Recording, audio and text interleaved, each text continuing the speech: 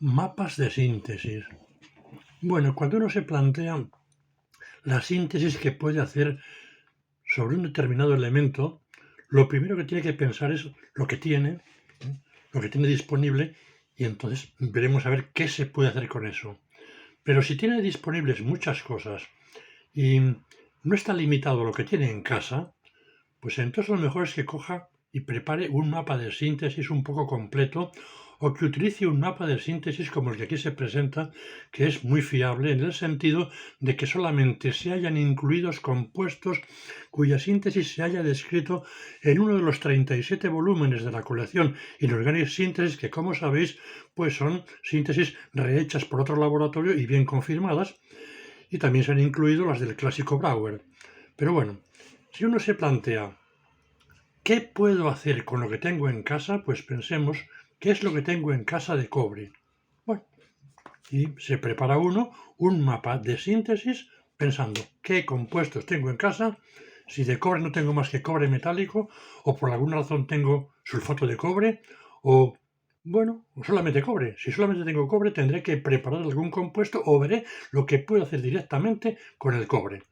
En cualquier caso, como digo, uno se preparará un mapa de síntesis basado en el elemento y todo lo que tiene disponible en casa. O sea, pasará a la revista y dirá, bueno, pues tengo disponible, yo qué sé, pues azúcar, tengo disponible leche, tengo disponible vinagre, tengo disponible sal, de limpieza tengo disponible ácido clorhídrico, ácido acético del 10%, amoníaco, en fin.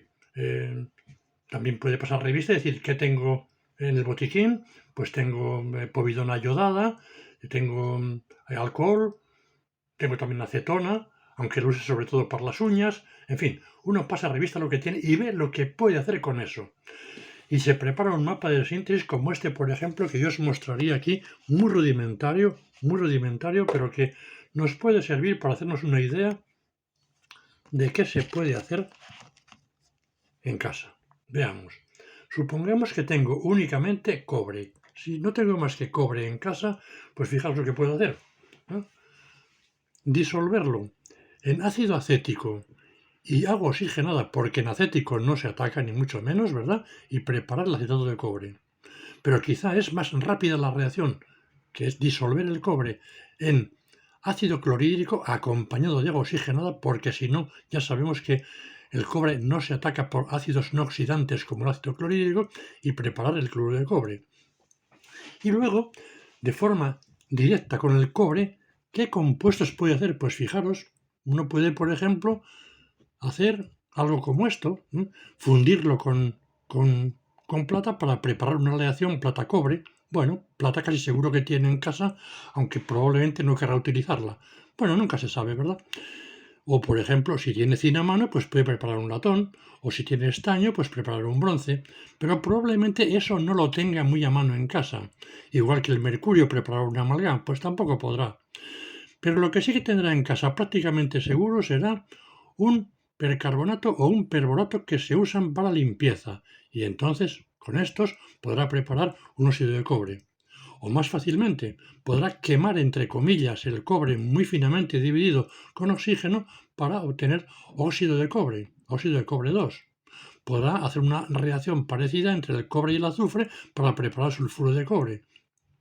Podrá tratar el cobre con amoníaco en presencia de aire y agitando bien, mejor también con agua oxigenada en vez de aire, para preparar el hidróxido tetramincúprico. Bueno, este es muy difícil de aislar, pero a fin de cuentas este lo que nos permite es comprobar que también es un disolvente de la celulosa.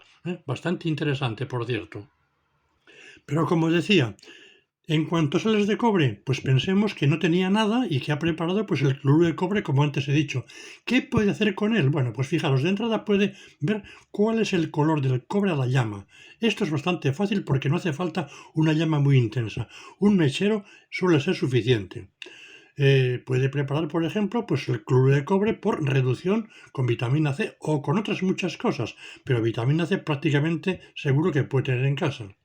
Lo que no creo que tenga sea un bromuro. Si tuviera un bromuro de potasio por alguna razón, pues también podría preparar el bromuro de cobre negro, por ejemplo, ¿verdad? Lo que sí que tendrá será ácido clorhídrico y podrá preparar disoluciones de tetraclorocupratos amarillos para compararlos con el cloruro cúprico. Y con seguridad hemos quedado en que tiene cobre. Bueno, pues con un poco de paciencia, cobre en hilos reacciona con el cloruro cúprico, y lo decolora y lo transforma en cloruro de cobre 1. También es interesante, por cierto, esa reacción. Bueno, y muchos más compuestos que puede preparar con el cloruro de cobre o con el acetato si ha preparado el acetato. Les he puesto aquí con el sulfato por no acumular las cosas, pero fijaros, con cualquiera de ellos, tratamiento con sosa, pues para dar el hidróxido de cobre 2, que lo puede calentar un poquito, incluso en la propia disolución, para llegar al óxido de cobre negro, por ejemplo, o bien directamente con sosa en caliente. Bueno, puede tratar el sulfato de cobre con sulfito sódico y sal para preparar también el cloruro cuproso. O, por ejemplo, con amoníaco, el bonito sulfato tetramín cúprico, aparece como monohidrato, aunque no lo he puesto aquí. O, por ejemplo, con un carbonato o bicarbonato, pues preparar azuritas malaquitas, carbonatos básicos de cobre. Y, por supuesto, pues también podría preparar eso, bromuro cuproso, si tuviera un bromuro, o un yoduro, con vitamina C, cloruro con ácido clorhídrico, etc. Así que después de esto vamos a preparar algunos compuestos con lo que tenemos en casa.